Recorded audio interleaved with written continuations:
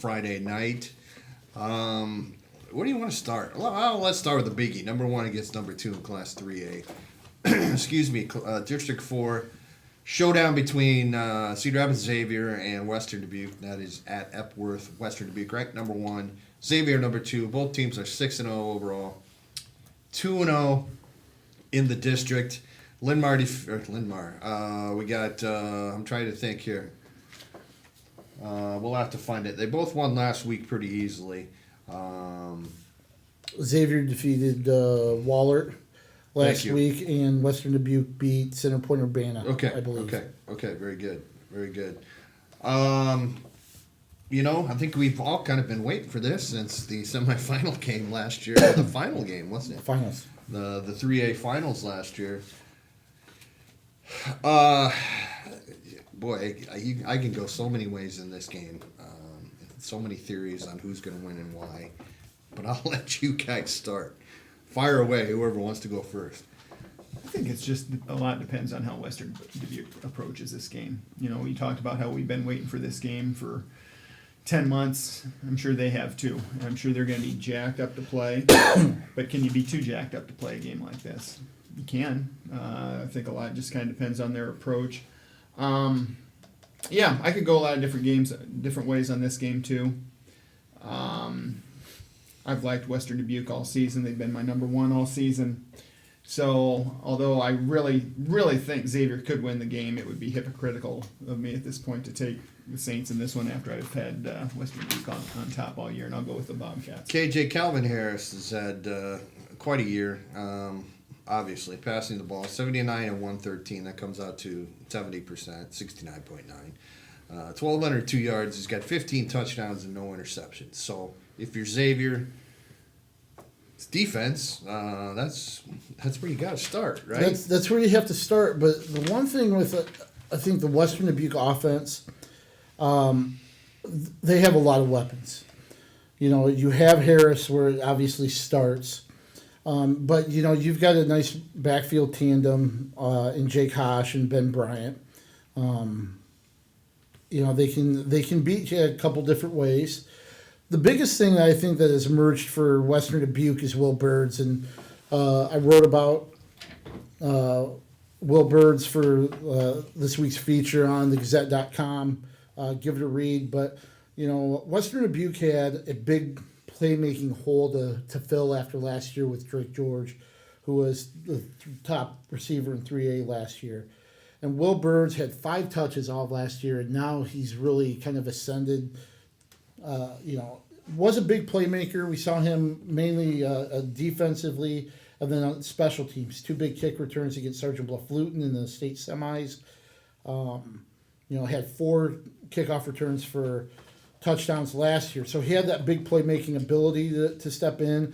But this year, he's gone for 545 yards, receiving, averaging 19.5 a catch, 9 touchdowns. So he has really been a big addition to that offense. And it very well could be whatever team connects on a big play that makes a difference in this game. Talking to Coach Penner, you mentioned the approach. He said, Western Dubuque all season long has focused on that one opponent in front of them. They gave Clinton all the respect they deserve. They gave North Scott all the respect they deserve. Williamsburg, Decorah, obviously there too. And Center Point Urbana gained all their attention last week. Now they're finally able to turn the page, and it's Xavier. And it's something that, yes, in the back of their minds, they've been thinking about this. It's left a sour taste in their mouth, from that 34-20 loss in the final. So they're going to be raring to go. I think defensively, it's going to depend on whether Western Dubuque stops them. Last year, in the first game of the regular season, Xavier used big plays to win. Basically ran right over them, yeah. In the finals, they were like, okay, we're going to make you drive the ball, and Xavier did that. Can Western Dubuque keep Xavier from doing what it wants to do offensively? I think they will, even though, you know, Xavier looks like it's getting better and better offensively, but I think this will be a different. This is going to be a different team they're going to face. It's going to be really, really close. I've gone back and forth. Going to go with Western Dubuque. Josh Volk back, the Iowa recruit, played his first game last week, I believe, against Wahlert, 42-0. Xavier had over 200 yards rushing. To be the king, you got to beat the king. So that's why I'm picking Xavier in this one, though nothing would surprise me. Either way, other than I would be surprised by any sort of lopsided score, basically. But Yeah, I agree with that. yeah, so this should be really fun. That's at to Epworth in Western Dubuque County tomorrow night. Let's go to Class 4A for our next biggie involving a metro school. That would be Cedar Rapids Kennedy, 6th ranked in 4A, host 5th ranked Bettendorf. Bettendorf, actually both teams are 5-1 overall and 2-0 in District 5. Last week, Hempstead. Actually, we got Kennedy defeated Cedar Rapids, Washington, 42-14, and Bettendorf was an easy winner. And we have what appears to be a battle of dynamic running backs in this game, guys. Is that what's going to ultimately determine the winner, or who defends that that excellent running back, or it's maybe a pass play or something going to determine this? What do you think? I think you hit it right on the head. It's going to be whoever can establish that run game and who can connect on maybe a big play, because you've got Harrison Bay Bowie. I'm sure I'm butchering his name, but from Bettendorf, leads 4A with 1,100 yards rushing, 19 TDs. Kieran Hedren, number 5 in 4A, 908 yards, 9.5 yards per carry, 12 touchdowns. We've seen the big plays that Hendrick can bring to a team. He did it against Valley. He's done it against just about everybody. Who's going to connect on those big plays? Bettendorf has won 3 of the last 5 games. Last year won 41-14. I think this is a coin flip game, but I just maybe like Kennedy's aggressive defense. I've kind of been a fan of that. I think they'll find a way to stop it, maybe force some turnovers. And forgot to mention that Parker's back in the saddle again, making picks. And we agree with Cedar Rapids Kennedy for this one. Jeff, the losses here. We know that Kennedy lost to West Des Moines Valley 28-14, I believe the final score was. Bettendorf losses to Cedar Falls 35-32. I look at the passing in this game, and Kennedy still, I think, has 1 touchdown pass maybe, or 2 touchdown passes and 4 or 5 interceptions. Have thrown for just over 400 yards in 6 games. That being said, I think an X factor that kind of developed last week, and I think you guys have both seen Kennedy, is Brantley Koski. He's just he's a baller, man. He plays some wide receiver, some kind of a hybrid back, and he's a really good cornerback, and he was great last week against Washington. Jeff, is it that kind of a kid that becomes the hero and could be a hero? It could be anybody. Yeah. It could be a kicker. It could be a receiver. It could be a fluke play. It could be anything. It's going to be a grinded out defensive struggle, and I'm going to go Kennedy because they're at home. I just think it's going to be a whale of a game. All right, well, I'm going to make it unanimous. I have Kennedy winning this game as well, also, and I do think it's going to come down to certainly to the fourth quarter to see who takes control here and in 4A5. And Jeff, is the loser of this game still okay when it comes to playoffs? Yeah. Okay. Yep. Yeah, absolutely. Loser will probably finish 7-2 and probably be about a 12 seed. Okay. Somewhere in there. Okay. Let's move down to District 3 in Class 4A for our next game. We have the Colach Bowl. Cedar Rapids Jefferson at Cedar Rapids Prairie. Jeff 3-3, 1-1 in the district, and Prairie is 4-2. and 2-0. Jefferson coming off a loss last week, 28-0 at home to Cedar Falls. Prairie won a thriller, 28-27, survived a 2-point attempt from Dubuque Hempstead in the final seconds, I believe. Jeff or KJ, you were there for that. Yes, I was. For that game. So, saw Jefferson, really couldn't get much of anything going against Cedar Falls, had a ton of injuries in the game. But this is the Kolach Bowl, and both these teams come to play. So, what do you think here? Yeah, I heard they got a new little traveling trophy that they're trying to instill for this battle of the West Side, and got to see Prairie last week, and kind of a little shout out to Nick Pearson, who says he follows us and watches on a weekly basis. So thanks, Nick, who he rushed for 138 yards and 2 big second half touchdowns there against Dubuque Hempstead. I tell you what, if Jefferson doesn't have everybody healthy, I think this is a game that Prairie can win in a lopsided fashion. Everybody healthy, I think Jefferson has a fighting chance, but it's going to be tough. The rush attack with Pearson and Tariq Amir is very good, very explosive. The one thing that was apparent, especially with Hempstead and what Dunn was able to do at quarterback for Mustangs, was the big play, the big pass play. And sometimes the secondary just not able to stick with receivers. I don't know if Jefferson has one big playmaker that they can connect to on long pass plays and kind of burn the defense. So I think the matchup favors Prairie, and I'm going to go with the Hawks. I have the Prairie as well. I just Jefferson just really, really struggled last week. Defense did a nice job of kind of keeping them in it, so to speak, even though I thought 28-0, which was the final, was it could have been a lot worse, let's put it that way. So, yeah, where's Jefferson going to get his offense? How healthy is it, et cetera, et cetera? Prairie, it's a huge game, obviously, for both teams, but Prairie looking to go 3-0 in the district, and I'm taking the Hawks here as well. Jeff Linder? Yeah, Prairie as well. You don't. Everybody says that Jefferson was really banged up last week, and they're going to have all those kids back to be able to hang with Prairie. I think what we found out is this is a really good district, really balanced district. There's not a bad team in it. If Waterloo West is the 6th best team, and then that's a pretty good district.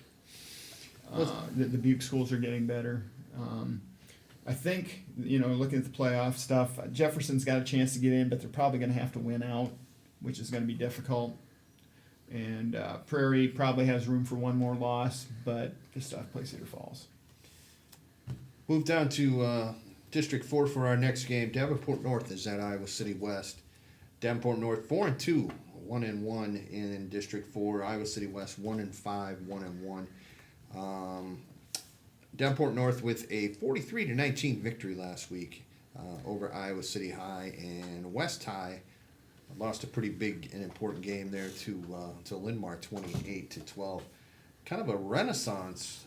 I don't even know if you can call it a renaissance, because North has never really been any good in football. So, but yeah, 4-2. It's nice to see some of those schools like a Davenport North that has generally been kind of difficult at being able to compete have a nice season. Iowa City West has lost some close games, man. 14-7, 23-21 twice, and then last week to Linn 28-12. So, guys, what do you think here? West playing at home. We all know about Marcus Morgan. They've had kind of a hard time finding somebody else to really go with him at the quarterback position, right? Yeah, and North's got a good quarterback too. Jack West. Jack West. He and Morgan ranked 2-3 in Class 4A in passing yards. But what's the weather going to be like for passing? That's true. Windy. Yeah. I'm going to go North. I don't know if West is kind of up for a letdown after losing the Linmar game and going to 1-5, knowing that they've got to win out and get a lot of help to make the playoffs now. North still solidly in the playoff field if they can go on a little bit of a run. So I'm just going to go with the Wildcats on this one. This is a big game for North when you look at that playoff thing, Lindy. The two losses were competitive to Dubuque Senior, 28-15, and then 30-7 to Linmar. You win this one, you look at the last two. Pleasant Valley is way down this season, and then Muscatine has a poor record. So, don't look too far ahead, but the Wildcats got to be thinking they can make the playoffs here. That being said, I'm picking West. So, KJ. Yeah, it's kind of interesting. One team has more than likely is kind of on life support. The other team needs to win, or they're going to be on life support as well. Just the win over Pleasant Valley, the fact that the Linmar game was fairly close, and I think Linmar had to kind of come through in the second half to win that. I just think West is playing better than it had at the beginning, even though they had close losses except for the game to Bettendorf. I think this is one that they just pull out, especially being at home. All right, Class 3A for our next game. It is fourth-ranked Solon in District 6, 6-0 overall, 2-0 in the district. Plays down at Mount Pleasant, 5-1 overall, 2-0 in the district. Big game here, of course. Solon coming off the big 35-20 come from behind win at Washington, Iowa last week. Mount Pleasant defeated Keokuk 47-7. Mount Pleasant's loss here 55-20 to Pella in week 2. Otherwise, they've kind of rolled everybody else they've played.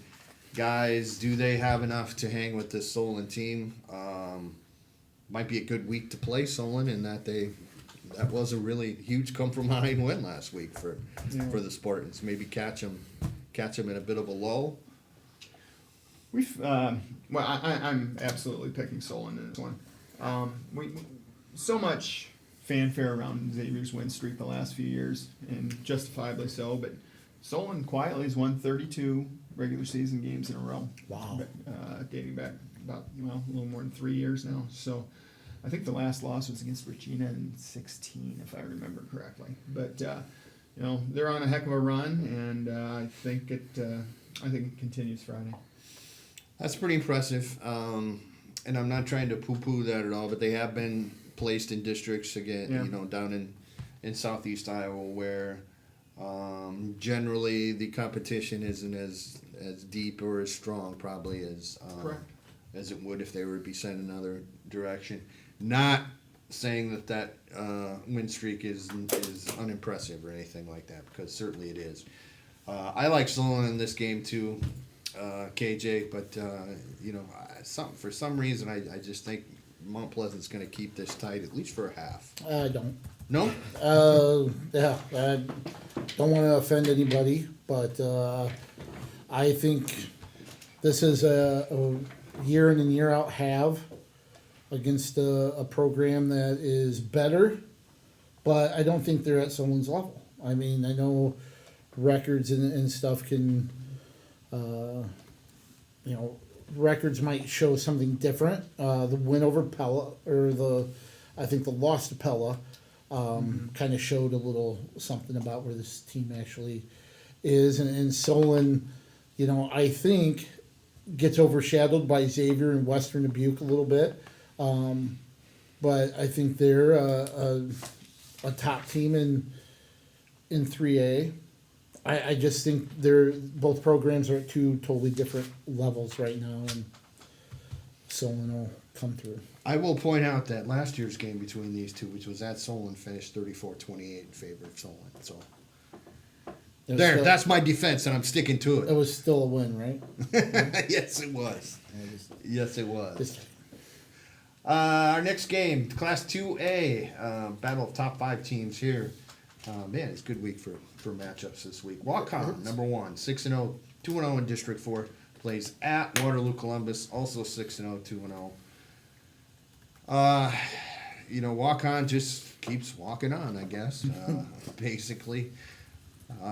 Impressive, haven't really been, what would you say, probably they haven't been pushed too much in second half of games. Did you know there was a song about Walk On? I did not. Mm-hmm.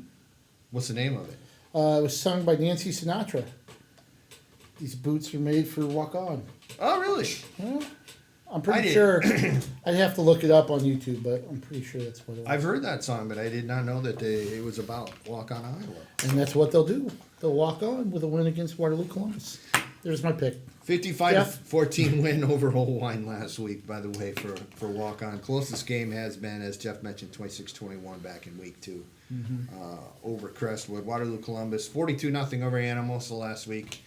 Closest game for the Sailors, thank you. Where do they play? 19-0 over Hudson. Do they play at their high school? They play at their high school. There's a field back behind the school. So. Okay. The team that wins this game will probably be the overall number 1 seed when the playoffs come out because they're 1-2 in the RPI right now, for whatever that's worth, and maybe not a lot. Creed Welch is terrific for walk-on. Columbus has a really nice receiver in Ben Sinnott, who's got 10 touchdowns already. That said, I'm going to go with the Indians as well. I think this will be close, but I also think that walk-on will persevere, so we'll make it a 3-person agreement here. Let's go to Class 2A District 4 for our next game. We have some interesting subplots here. North Fayette Valley 3-3, 1-1 in the district. Plays at Olin 2-4, 0-2. Let's see. Olin last week lost to walk-on, as we mentioned, the top-ranked team 55-14. North Fayette Valley was a loser to Monticello 30-14. The subplot here is that Olin is coached by Bob Lape in his first year. Bob Lape won a state championship at North Fayette Valley prior to joining a new school district this year. So there you go. Talk about that, guys. I would imagine it would have to be a little strange for Coach Lape, right? But at least at least it's at home. He's not going back to West Union, which would be probably even more. Yeah, and strange. Given the fact that he spearheaded that program, and usually with those programs there are multiple people within a family, so he's probably seeing some kids that were ball boys or hanging around or part of a youth club that he knows the families very well. It's going to be strange, but boy, Olin has had a really tough schedule this year. And some of the scores have been lopsided, but they played Independence, Waterloo, Columbus, and Walk-On both already. Couple wins against Jessup. So it's kind of hard to measure just kind of the progress they're making because they've played such a tough schedule and they're 2-4. But I think they're making pretty good progress. I think other than walk-on and Independence, they've been competitive. Columbus only beat them by 18. I would say they're much improved from where they've been the last few years. I'm going to go with North Fayette Valley to win this game. They're 3-3, similar records, but I just think right now they're a little bit better program. And Parker's got North Fayette Valley as well in this one. I do as well. If you want to know anything about a Bob Lape coach team, Olin has thrown 28 passes in 6 games. So there you go. Not usually. That's that old cliche. There's 3 things that can happen when you throw the ball, and 2 of them are bad. So, but that's just the style that's worked for coach up there, and state championship proves that it's been a good style. Worked very well. Class 1A, District 6 for our next game. We have North Linn, 5-1, 1-1 in the district, playing at 10th ranked Iowa City, Regina, 5-1, 2-0. Guys, the Regals are just kind of laying in the weeds this year.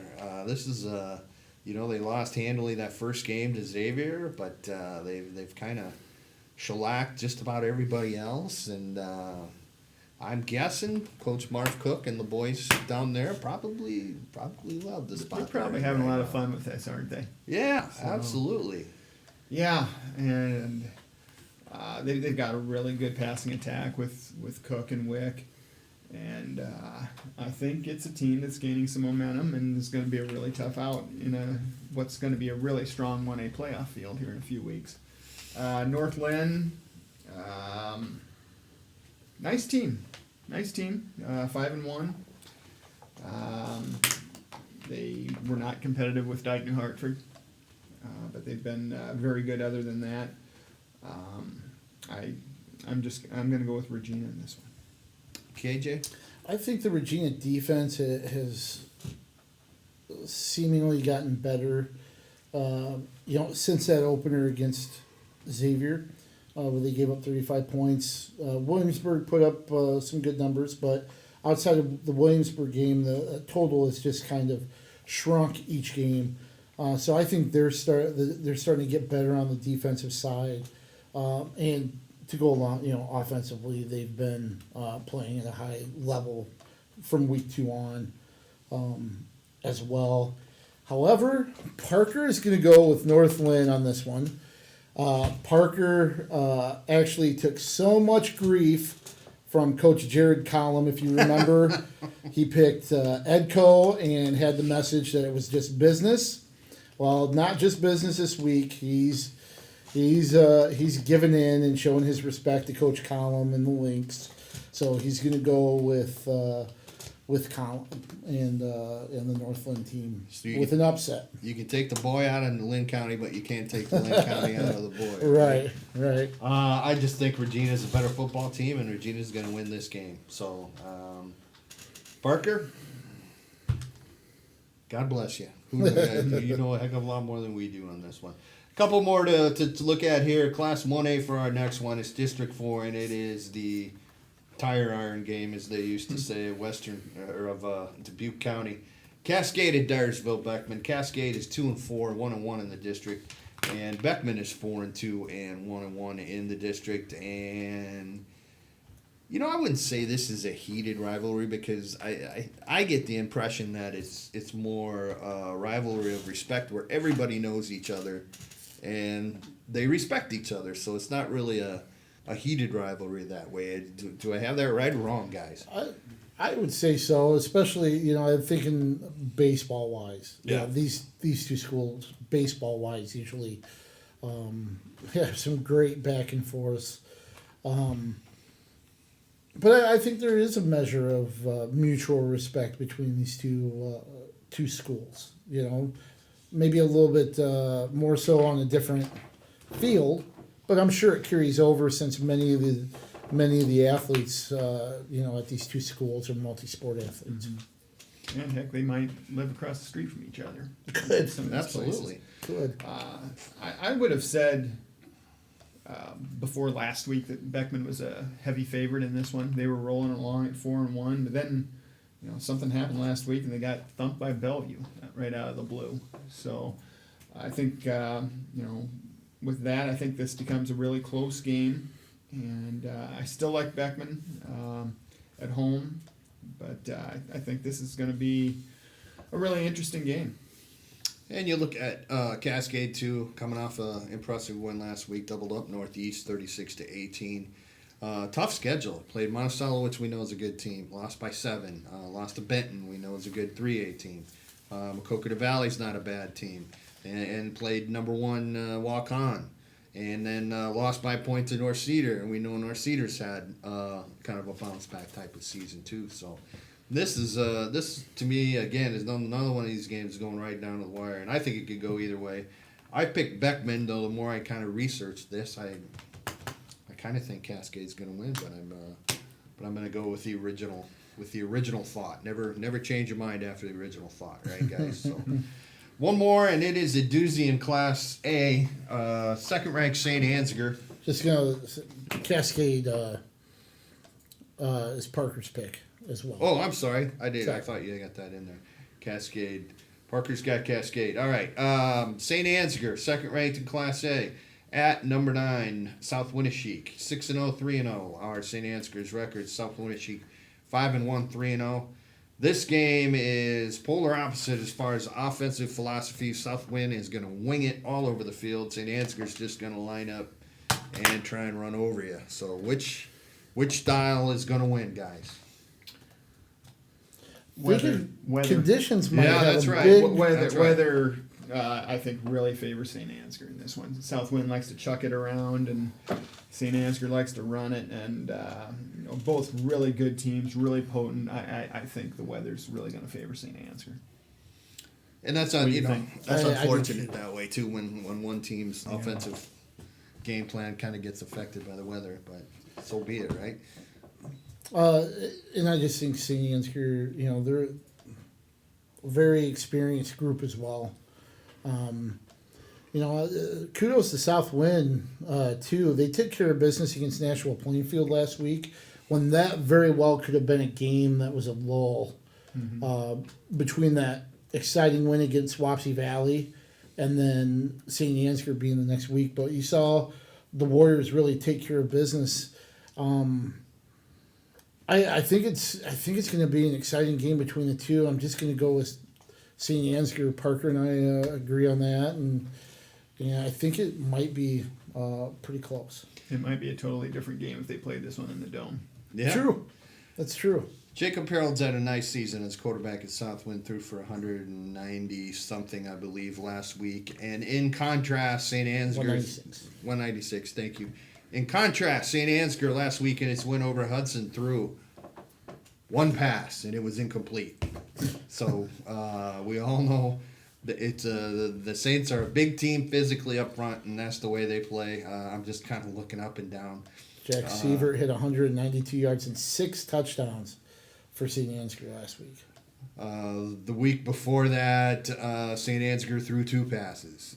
2 weeks ago, or 3 weeks ago against Postville, threw 1 pass. The week before that against Starmont, threw 1 pass.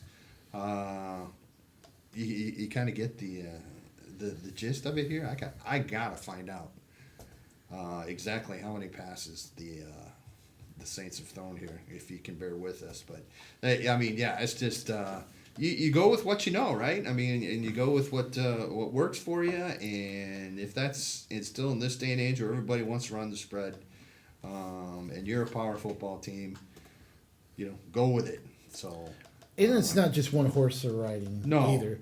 They have a lot of different guys that have kind of stepped up and led them in running. We mentioned Sievert, but St. Ansgar there are a lot of people that get a lot of touches throughout the course of the game, even though it's run only pretty much. But they utilize quite a few weapons in that rush game. 6 games, the Saints have thrown 14 passes and completed 7 of them. Just so you know, a couple for a touchdown. So, yes, I like St. Ansgar here as well to beat South Winneshiek.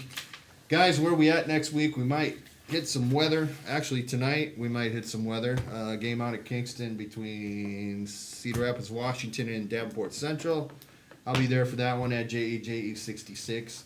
Tomorrow night, I've got the Kolach Bowl. Hopefully somebody will bring me a Kolach. Hook a brother up. Come on. Prairie and Jefferson at JEJ 66 at KJ Pilcher. Pilcher, you have one of the biggies tomorrow night. I will be at Kingston for Bettendorf and Kennedy. Run, maybe. With maybe a pass sprinkled in here or there. So. And at JT Linder, you have another one of the biggies Yeah, tomorrow I'll night. be at Epworth. The biggie. The biggie. Yep. You think that's the biggest game in the state? Yeah. Yeah, 1 against 2. This week, I yeah. think so. Yep. And let's face it, these are 2 teams that are 1, 2, and 3A. They could also be top 10 teams in 4A as well. I think so. So I think these are 2 of the better teams, regardless of class. Anyway, and just want to mention that Parker, in his allegiance to CPU, has the Storm and Pointers with a win over Macokota this week. Okay. So Is that at home or on the road? It must be on the road because they had homecoming last week, right? there you go. That'd be my guess anyway. Parker, thanks for doing this again. Nathan, thank you very much as usual. At thegazette.com for running scoreboard, live scoreboard tomorrow night.